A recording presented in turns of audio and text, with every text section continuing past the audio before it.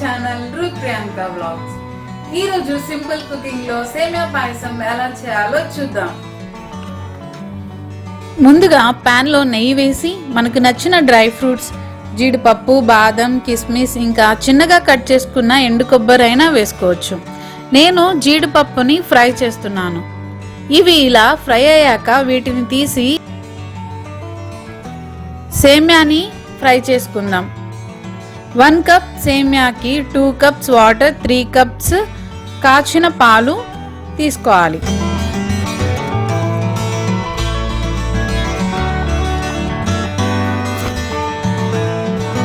ఇలా golden colour రాగానే దీనిలో 2 కప్స్ వాటర్, మనం ఏ కప్తో అయితే సేమ్యాని మెజర్ చేసుకున్నాము ఆ కప్తోనే 2 కప్స్ వాటర్, 3 కప్స్ పాలు వేసుకుందాం.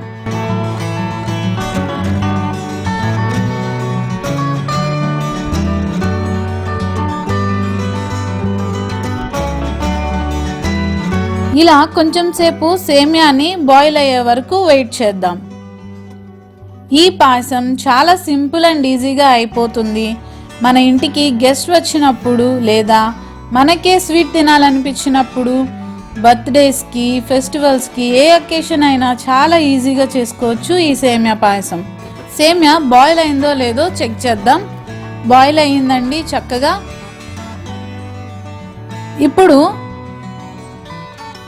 1 కప్ సేమ్యాకి కొంచెం తక్కువగా అంటే 3/4 కప్ షుగర్ వేసుకోవాలి. షుగర్కి బదులు బెల్లమైనా వేసుకోవచ్చు. ఈ షుగర్ కరిగే వరకు వెయిట్ చేసి ఈ కన్సిస్టెన్సీ వచ్చాక కొంచెం యాలకుల పొడి వేసుకుందాం.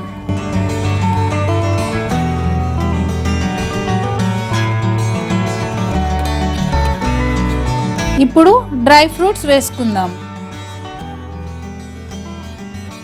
అంతే అండి, చాలా సింపుల్గా అయిపోతుంది ఈ సేమియా పాయసం.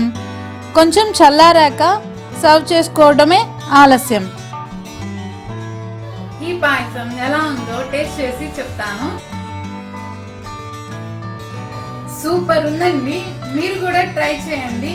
మీకు ఎలా వచ్చిందో నాకు కామెంట్ సెక్షన్ లో నాతో షేర్ చేసుకోండి.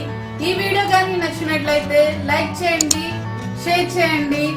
Don't forget to subscribe my channel Ruth Priyanka Vlogs.